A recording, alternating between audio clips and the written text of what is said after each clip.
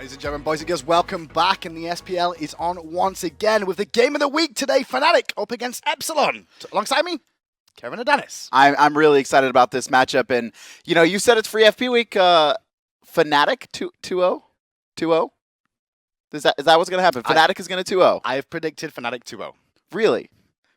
What have you predicted? I've said Epsilon 2. I've gone with the numbers, and you know, Epsilon and how strong they are and how dominant they have been in Europe is just unbelievable, because you look at NA and we haven't seen this dominant since Cognitive Red back in Season 1. And eventually they kind of faltered towards the end of the season, losing a couple games, and then going into Worlds and Regionals they dropped some. But I mean, for now, Epsilon does not look like they're going to take a spill anytime soon. Clearly 14-0 right now. At the bottom, Justice 2-12. They'll play today as well. Mid-pack, you can see Fnatic is 9-5. Actually, a little bit higher than mid-pack with 9-5 record. A little bit better than the bottom half team. So, finding themselves in the top 3 position for now. And with this game of the week going on, though, let's talk about it just once again. This is Epsilon versus Fnatic. It's going to be the first game of the day. You guys at home, you voted yourselves about where you thought this was going to go, and 80% of you at home believe this will go to Epsilon 2-0. 10% of you, sorry, actually it's a lie, just under 13% of you believe it's going to be a split. And under 8%, including myself, have gone with Fnatic for a 2-0. And like, that's just like maniaKK filling out a bunch of forms and creating a bunch of accounts so he can be like, guys, come on, we got it. Here's the thing, though, guys, right? This is the one. This is your opportunity. You're all upset with me for saying free FP week. I will guarantee you now, if Fnatic do not win at least one game, I will stop saying free FP week. No. You can't stop saying free FP week. That's how confident I am. You actually, Fnatic I'm actually not. If they win one game here, I won't be surprised, because Fnatic is a top tier team, and they started off bad. They went they were 2-4 at the beginning of the split, and then they kind of ran it right. The past 8 games, they've won 7 of them, only dropping 1 game to London Conspiracy. I mean, Fnatic are good, and I do believe that they can take a game. I don't think they will, but I believe there's a chance. However, them taking 2 games, I don't see that happening at all. I've gone 2-0, but I said, like, if at least we don't see Fnatic win one of these 2, then I will stop saying free FP week. So you can all be happy. That's like going to ruin half the Esports Weekly jokes. Well, there'll be no more upsets either, so we'll all sit here with boring 20-minute stomps. Oh, man. You know? Let's have a look at Epsilon's team profile, though. The 14-0 team with, let's be honest, an absolutely crazy record so far. They're undefeated, and all these 5 players are actually, they hold the top 5 KDAs in Europe, and they are 5 of the top 8 in the world. Dimi, I want you to look at this kid on the far left. He has died 6 times in 14 games. He's got a 19.0 KDA. That is beyond absurd. I mean, we've talked about like these players who like have really low deaths. In Season 1, it was the Boosh. He died 21 times in 20 games, and having just that 1 death a game average was incredibly high. And then we've seen Xaylia also 14 games, I believe 18 deaths. maniaKK had a low amount as well. We did see Barracuda as well had that stretch where he died not at all for quite a long time. But he still accumulated like 30 deaths by the end of it. I mean, having that many or that few deaths is just something we do not ever see. And Dimi, if he can keep this record up, I don't think anyone can ever match it. And their opponents for today in the game of the week is Fnatic. When we take a look at their roster so far this season, it's been up and down. But as we said, 7 out of the last 8 games they have won. And they're looking a lot stronger than the start of this season. And that's the key for me, is that they've really had this resurgence. We've seen them do much better. And their spill against Epsilon early on, I think that really kind of started to switch it around afterwards. They actually had a 20-minute surrender the last time these 2 played. CaptainTwig played Ymir, actually had like 0 player damage by 12-13 minutes. It just was the first half of the split, or the first half of the split, just wasn't very good for them. And since then, Fnatic has really been on the rise, and I think this is going to be a very good matchup. I think that's the key, is that they lost 2-0-2 to Epsilon, and then at the same time they drew with Titan, and that was 3 of their 5 losses already taken care of. People probably underestimated Fnatic a little bit, and that's why this is the game of the week, but we're ready for picks and bans. Let's get into this one live now and find out exactly how this one's going to play out. I'm really interested to see what Epsilon is going to prioritize here. Coming to the second half of the split with a nerf to Blink, we know Epsilon really liked the Serqet in the jungle. Are they still going to like to go that? I'm not entirely sure. Fnatic, they're going to be first to pick Order Sign, and they're going to take away Thor right away. I really like this. I honestly think Fnatic are just going to target out adapting.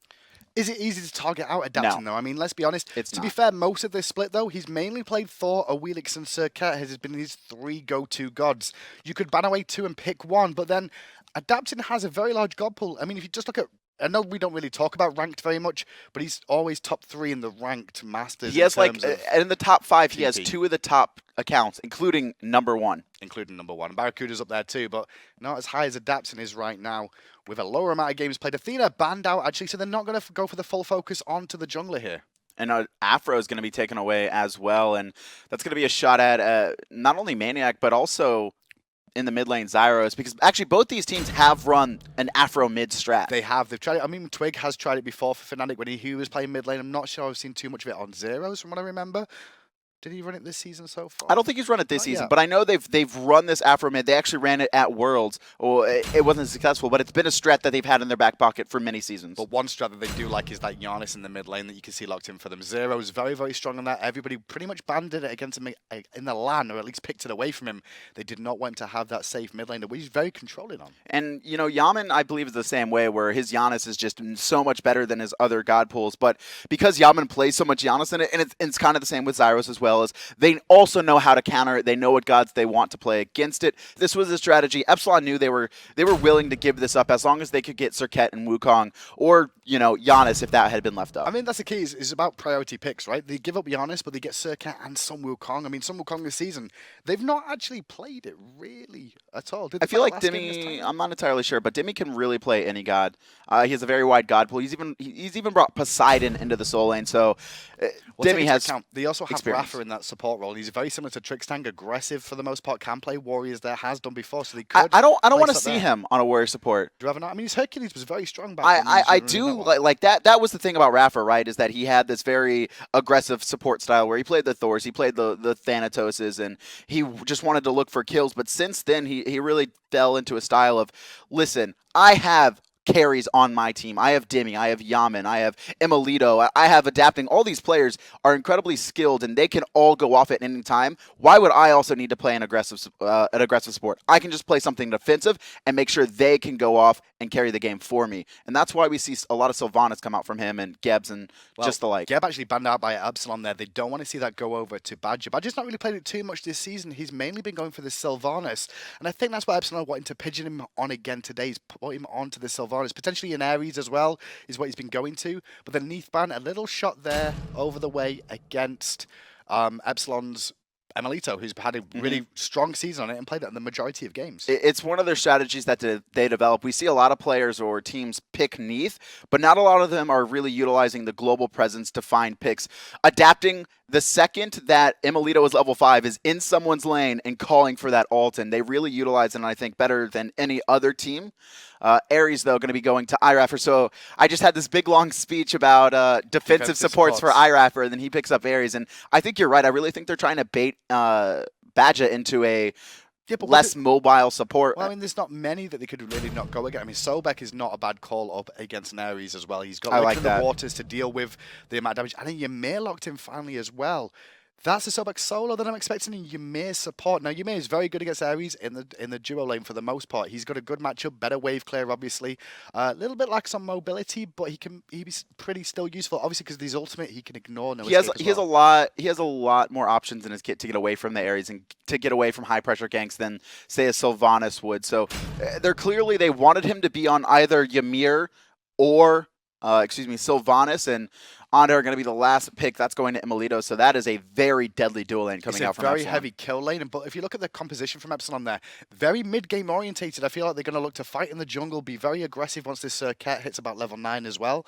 Maybe look for early Gold Furies, but the problem with that is Fnatic in this composition. They're very good at Gold Fury secures here. They are, but, you know, this is a very pick-oriented comp, right? Epsilon are going to excel at smaller skirmishes early on and in the mid game, but coming into late game, there's a lot of AoE and a lot of poke damage that Fnatic have that I think if they could survive to that spot, I think they can win this game as long as they're not too far behind. Well, let's just look at hypercarry straight up on paper. We've got Batz, technically a hypercarry in the later stages. Wow, when he gets full crit, he two-shots you. He's not hypercarry. You say that. Give him he's a carry. Give him full build, and he'll two-shot you. If he can get a crit. Rama as well, though, hypercarry. Compared to Anhur over here and Serqet, definitely I feel more hypercarries on the Fnatic side. I agree as well, and for me it's going to be Fnatic holding out on these early ganks and the early pressure that Adapting is going to put out, because you know he will be visiting multiple lanes early on. Well, beginning of the game, is there anything exciting to talk about? Deep ward on the left-hand side for Fnatic. They're going to be playing from the bottom half of the map, as you can see. So the transition to mid lane for Epsilon from that red buff should be a little bit quicker this time around at the beginning of the game. So we should see that Yammyn gets a little bit of ahead of Zyrhoes in terms of wave clear anyway, because he's a new ward, but also because he'll reach mid a little bit quicker. I think this mid lane matchup will be pretty even early on. It's just two gods who are trying to clear, not a lot of poke, and for the most part, Nua's pretty safe. She has a lot of options, and her options more are, you don't want to go on me because I have so much damage, especially when she explodes her minions. At the beginning of the game, you can see there's actually a ward on the left-hand side by Epsilon near those left-hand harpies as well. And there's one on the right for Fnatic. So keeping control of this mid stage and see when the rotations come. You can see Adapting already left after dropping the blue buff down for Dimi there on that Sun Wukong and taking those right harpies immediately. And in response to Zyrhoes, well, he's going to try and take the lefts at the moment. It'll at least start them, and hopefully we'll see Twig get over there in time to soak the experience as well, which is what we're seeing a lot more of the pro teams now. They're kind of just giving up right camps if they can't contest them and immediately going over to those left side harpies. If you can't guarantee or if you don't want to fight on the right hand side, you have your mids start the left up. So by the time that your jungler rotates to it, they're almost dead, and that way like an Adapting and a Yammyn can't rotate and just steal them or secure them. They're already too low. And I think with this mid lane as well, I mean, when the jungler comes in here too, it's very, very similar between the two in terms of wave clear. You're going to be able to see Zyrhoes with the unstable vortex, clear it, and then obviously overhand smash with Batz as well. It'll clear the wave in full. Meanwhile, across the way, Dimi, Serqet, very, very similar situation of wave clear there. Dual lane.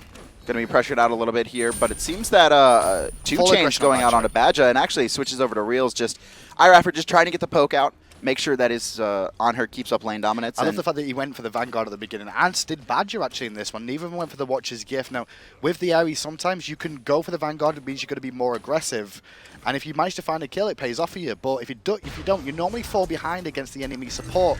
This time around, though, Badgah's aware that they may go for this full aggression here, so he went Vanguard too, which is actually really going to help both, well, mainly Ares in the fact that he's going to be tanky at A, and B, he's not going to lose out on gold if he doesn't find a kill against Badgah. For me, I'm looking at, I think Badgah has the bigger advantage going this Vanguard, simply because Ares, all his damage is dot based, so that aggression that iRaffer puts out, and speaking of aggression, back harpies are taken. CaptainTwig spots out Epsilon rotating that jungle, but they were just half a step too late. They were well aware as well about what was going on. This is something that Epsilon's done a lot. Jungle invades early on. Generally what you see from Epsilon is the first 10-15 minutes of the game, it's been pretty much a farm fest from them. They'll get a pick if they can find it, the usual strategy over and over. And then all of a sudden, about 15 minutes, they flick a switch and the game is over. That's what they've done time and time again. They put the game to bed at about 15 minutes, like, right, okay, let's just end the game now. And that's what they do. They group up and end up winning. We'll see if they can do it against Fnatic here, because last time around they did. They did it very, very quickly as well. Yeah, it was a 20-minute game, and I mean, CaptainTwig was just held to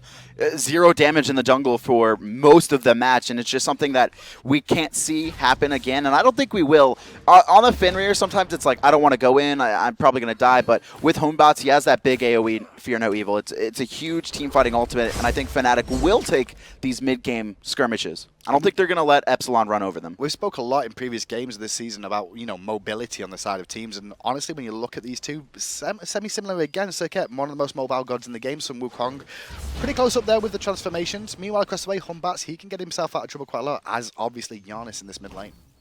Mobility, just like you're talking about, it's going to be key, and there's actually a lot of escape potential coming out for Fnatic as a whole. Hoonbots, Fear No Evil, Sobek, very hard to lock down. He has a charge prey, he has a knock up, he also has a CC immune ult where he's slowing players around him. Janus, everyone knows that he has, you know, a million portals, so hard to lock down. And then Realzx also, Ram can buy so much time. He can roll, wait, ultimate it in the air, and then he's immune for 6 seconds and then roll again. Pressure on the left hand side from Adapting here. He has rotated in and he's going to go aggressive, looking immediately for Realzx, who's taken to the sky. There's no rotation coming yet. Yes, there is. Zyrhoes is on the way with through space and time. He gets out of trouble, and you can see Yammyn actually using the fire shots to give vision of exactly who was coming over there. So the first gank attempt falls to the wayside, and honestly, it was mid ult for mid ult, but they did also get Realzx as well. And that's the key there, is getting Realzx ult. emilitoo didn't end his, and I actually really like what emilitoo did there. It didn't work out, but he placed the pillar right behind Realzx. So if Realzx came out of his ultimate and rolled directly backwards, he would have ran straight into the pillar, been pillar stunned, and likely comboed to death. Aggression in the mid lane again from Adapting, looking for Zyrhoes, and Zyrhoes in a lot of trouble there. One auto should be enough to bring him down. The tick damage is going to be enough, and he will fall down for first blood. Adapting getting credit for this one in the jungle, though. maniaKK going aggressive. Well, actually, not going aggressive, trying to defend his own buff, and I'm not sure if he actually managed to pick that one up, did he? Yeah, he got it. Just barely. But Adapting, already getting the first blood, and he's not going to just end it there. He's going to be all over this map. You can see the aggressive wards that they've placed, especially on this right-hand side. A little bit to the right of the mid-harpies there, in between the Fire Giant, and as well, there's one right next to Sobek's blue buff. And the big key for that gank for me in the mid lane was the fact, well, there's two reasons. A, Zyrhoes uses his ultimate defensively to help Realzx out, to try and support his teammates in the duo lane. And on top of that, the Fear No Evil from CaptainTwig did not affect Adapting because he has immunity during his ultimate as well. So when he used that ultimate, it just allowed him to just stay on. It was almost like it was just a little bit too early, right? If he had waited, like, Adapting was already latched onto him. If he had waited for Adapting to fall off and then use it, so then Adapting couldn't follow with the Death Bane and auto attack and get the combo, he would have been okay. Yeah, yes. The big things for the in-hands were what he did, but 1-0 for Epsilon early on. And this is kind of the story of the season so far for Epsilon. Look for the odd pick if they can find it, and then wait for around 15 minutes. Have they ever not had first blood? Good question. I feel like there's been a time where someone... I know. I think they have had first bloods against them, though. I want to say... Probably not too many, They've though. probably gone aggressive a couple of times, I can remember. More than likely in the dual lane. It's probably iRaffer and emilitoo. Both of them. Probably caught. Get picked. But then I think even though they did lose the first bloods, I probably think they picked up 2 kills in response. Likely. Like that, yeah. And come out on top. So once again in the jungle, Epsilon, as expected, they've got a good jungle fight, especially with an Ares and obviously an Anhur, one of the most, well, not necessarily underrated, but a lot of people don't realize how strong he is in the jungle because of the impales available to him. Yeah, just especially coming around the corners, you can really catch out these players here. And CaptainTwig going to take a little bit of poke in the mid lane and Adapting.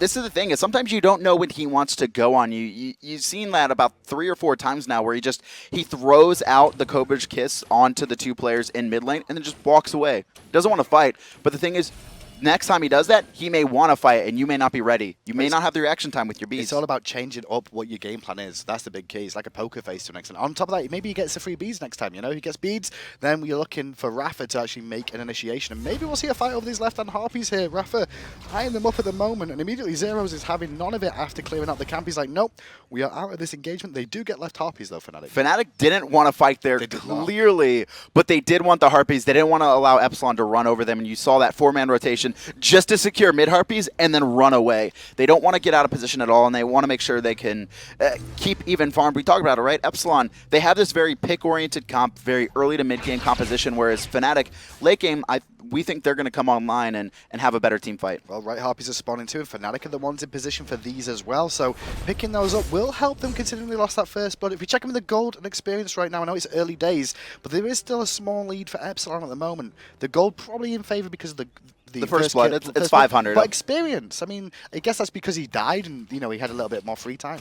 Probably a little bit of free farming. You can see for the most part across the way, most of the levels are even. It's maybe 1 on all of Epsilon, and that's not going to factor in too much unless these players are hitting level 13, because level 13, that's when you can actually get the 3rd point into your ultimate, and that's when you're scaling, like, it's just significantly higher scaling on these abilities, and you will see teams force the issue. If they are 13 and their opponent is 12, they just know that at the base, they're doing more damage. Well, quick trip back to base for CaptainTwig there. Picked up some wards for himself, not placing any just yet, a sentry and a normal, and also continuing to work on this Jotuns as well. You can see maniaKK trying to go aggressive on Dimi there and steal away the blue buff, but he's going to take a bit of poke for his transgressions of attempts there, and there's a rotation from New Wow and Serqet, but they think better of it.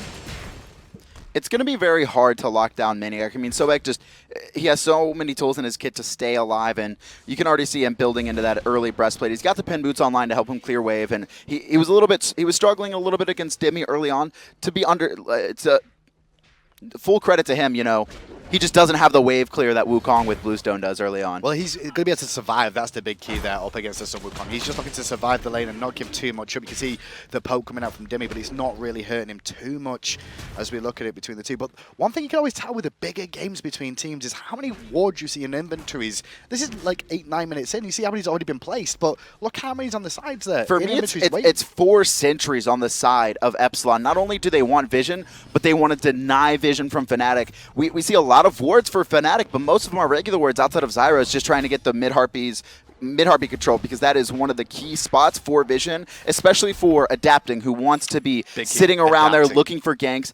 Adapting actually wants the opponent to come and counter ward him. Well, talk about this. There's a Gold Fury attempt potentially started up by Epsilon here. Badgah sniffs something out, though, so he's going to walk over him. iRaffer going to get chained twice.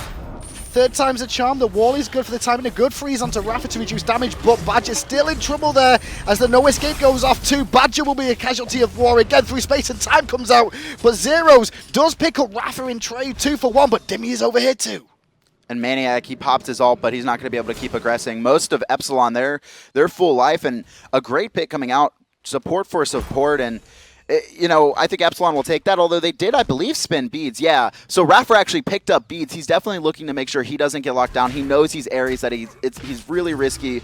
Unfortunately, he falls there, but a nice 1-for-1 trade. I'd say that's probably in favor of Fnatic, because if they weren't able to pick up Raffer, Epsilon probably would have forced the Gold Fury or some other objective. Well, the most interesting thing about that is how quickly those two solo lanes came all the way over. Neither of them had teleport available. You can see, you know, at the same time, maniaKK is still on cooldown. So they both rotated all the way from the solo. At the moment that Badgah must have got in combat there to get that rotation in that quick. Because those solo lanes turned up, the aggression just dispersed immediately, because everyone was like, well, this is probably too much. We didn't see them come over. I think we could have seen a bit more of a bloodbath there. I think with how skilled these teams are, they recognize that the solo laners have to rotate, because if you lose one fight in a volatile matchup against 2 of the best teams in Europe, they will take advantage of it. They will snowball. They will take the Gold Fury. They will take your towers. They will take your, buffs. I mean, you can't just not rotate as a solo laner, because we've seen so many times where, like, these players, they're like, all right, I'm just going to split push, play defensive.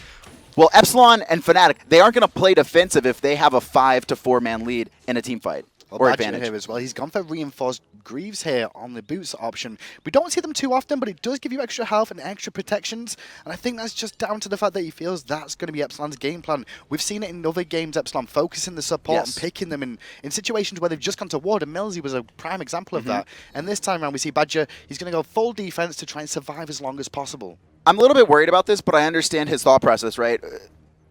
Fnatic want to get to late game. However, if Badgah starts getting behind in golds, he'll actually make himself easier to pick, because he has no defensives, because he can't build into those sovereignties and the heart wards. And he's kind of, I don't know if it's taking a gamble or if this is something he's worked out, where the guard boots are basically going to make up that gold difference that he would have gained from the Traveler shoes. Well, take into account you don't need Hog 3 anymore, so you can invest a little bit quicker into your sovereignty rank 2, so you can get the Steel Mail online, I guess, is what one thought process is behind it. I want to see beads come out from Badgah. Well, he's got the option with that active too. We may see it actually develop. I guess if he starts getting himself in more trouble, we'll see that. But maybe the Greaves will buy him the time. Meanwhile, though, crossed away Talaria boots online for Rafa there. He's going to be a little bit more mobile, which is one thing you really like on Ares, to be able to chase down and find that first chain. When you're out of combat, you have increased movement speed, and that's so useful for supports who need to rotate. Actually, another thing about Rafa here, he did go the beat, as we said, but Shell, he's not got a blink on this Ares. That's something that we've not really seen before, because generally Ares, blink, no escapes, it's sort of bread and butter.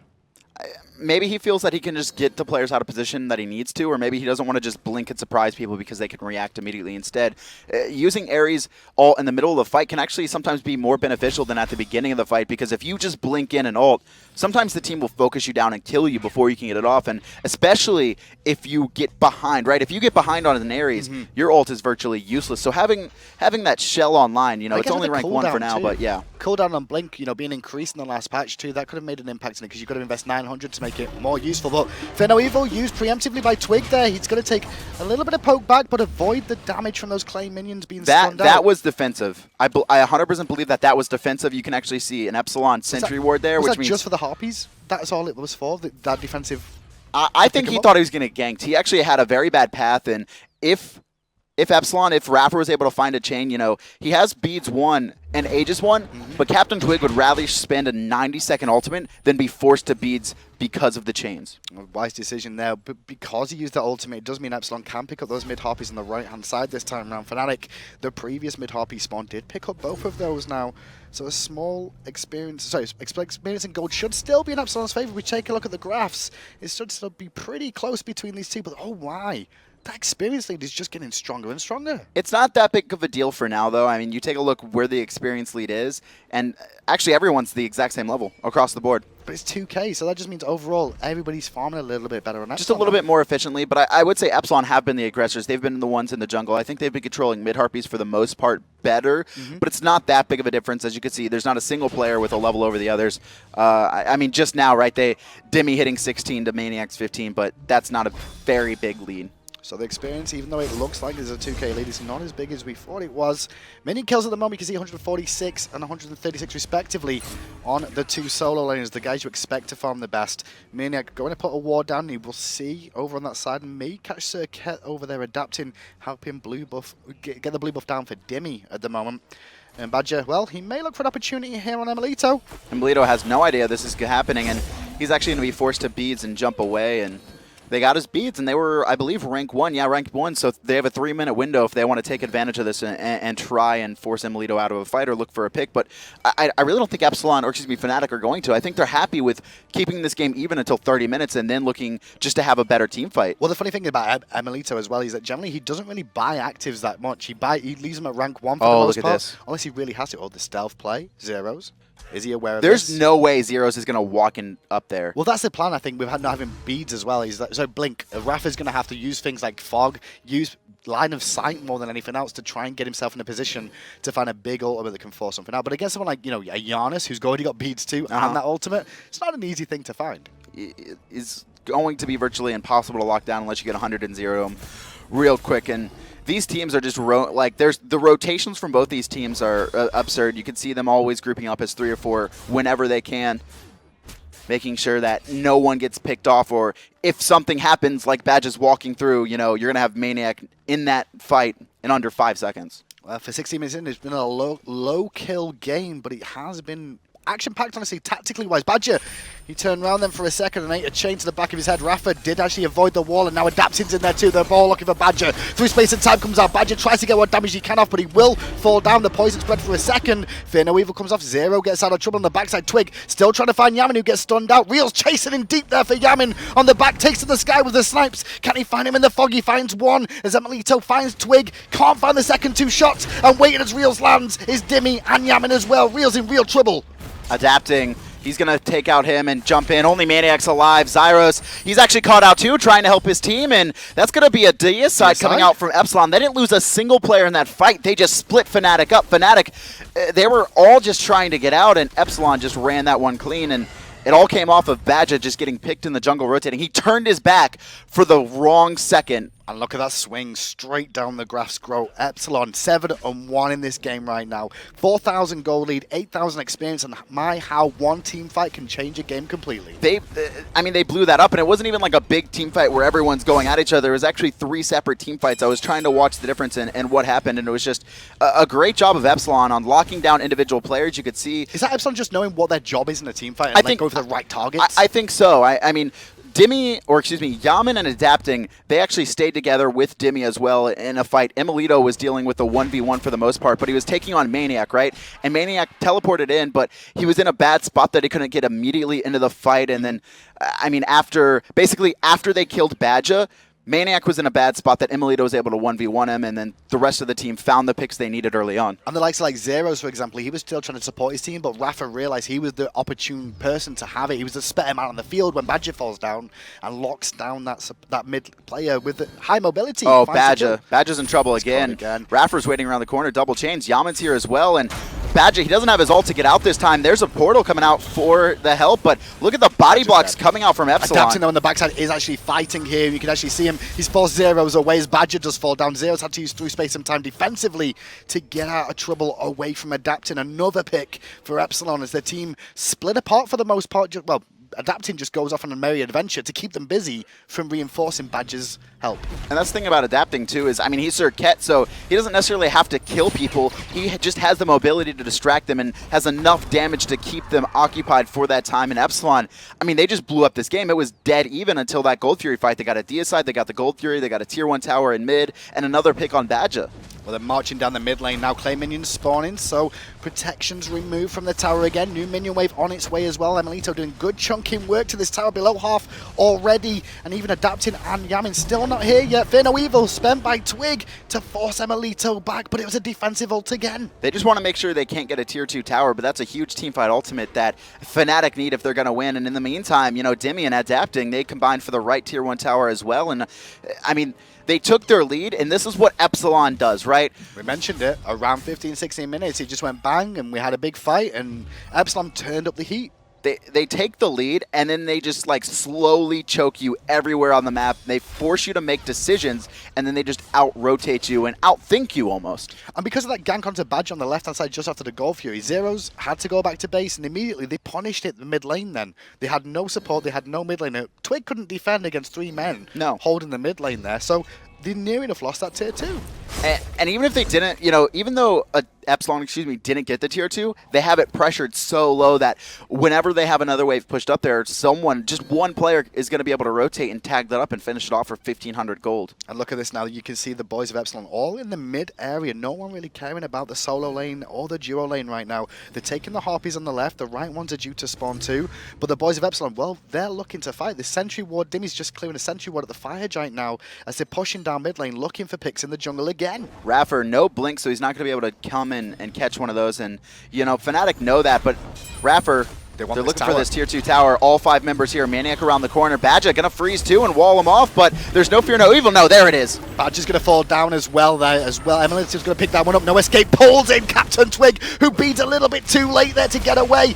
maniaKK does manage to find 1 kill as Fire Shot comes out. Dimi secures Twig on the backside. emilitoo with no health has to run away as Dimi finds himself a double kill on the backside. He may look for more. Is this going to be a triple? They don't even know that he's there, and Realzx, he's going to fall. Only maniaKK alive. That's a quadra. He can chase this one down. Oh, no, he's going to give it up. I love the call there. Not go for that one. Just make sure. Wow. They surrendered again. Oh, my word. Was it the right call to surrender, though? I don't know.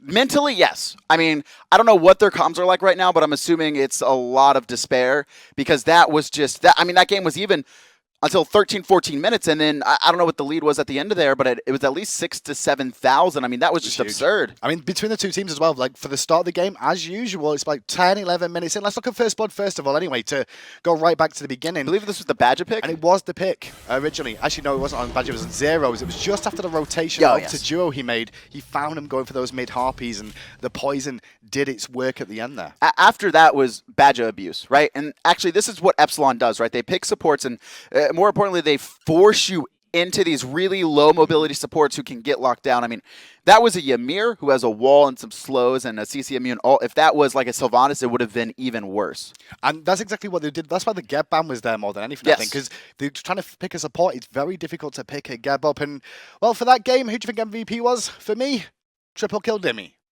There's no reason to not. He was rotating to every single fight. I mean, he was there. Still 6 deaths this season. It's 6 deaths this season. The whole season. In 15 games. That is absurd. And I love the aggressive use of the Cloud there as well, if you notice what he did. He didn't need to use Cloud defensively. He used it to get the chase onto Realzx, who rolled away. Picks himself up a double there and a triple later on in that game. And to be fair, for 20 minutes, they did a Gold Fury, they took 2 towers, and the game ended. Yeah, I mean, Fnatic were having none of it. They were clearly frustrated, and I mean, they were using Fear No Evil defensively to force a team off a tower. And this is the triple kill we could see here where, you know, he just dove in and there really wasn't much that they could do. But they were so busy on the front line as well trying to deal with the aggression that they couldn't do anything about Dimi. He was on the back just picking up the pieces, finding this triple kill as this game went on. And I think Epsilon are probably one of the best teams in the world at executing a strategy that they develop, right? But the question is, when teams look back over the course of the season so far, is it a one-trick pony team? who knows? I mean, for example, this game, right? It's just like we have this very pick-oriented comp. We're going to lock down an individual player, and then we're going to snowball fights. That's what they did. First, it was Yammyn, although that was, I think, just a pick that was there. And then it was, all right, we're going to lock down Badgah multiple times, and we're going to force odd fights. Because by the time Fnatic rotated into Gold Fury, Badgah was already dead, and then it was just an odd numbers deal. Well, time for Alpha Draft. Let's have a look at those fantasy points and see where you would have ended up. Obviously, not a shock, Epsilon on top there, and a good performance from them. Yeah, I mean, iRaffer, though, trailing at the bottom there. Didn't really do much, 0011 Yammyn. He's a new Bond character. He gets a lot of assists. He just ult in the air, just gets some free assists, and we actually saw some sneaky strategies start to come out as well. Yeah, it was like a couple of times though this season. Yeah, it was. What happened is actually they launched the fog, and then Serqet's inside of it, and then she's double stealth inside it. And I mean, nothing came from it, but if something did come from it, no, it's a good strategy just to push the Serqet further down the lane as well. Really good play for them. For the guys at home who went for 2-0 Fnatic, just like me, well, 8% of us, we're wrong so far. The guys at Split still have a chance though. And it's 80% of the people there going, yeah, this is free FP week for them because they've gone 2-0 Epsilon. And if it's anything like that last game, it's going to be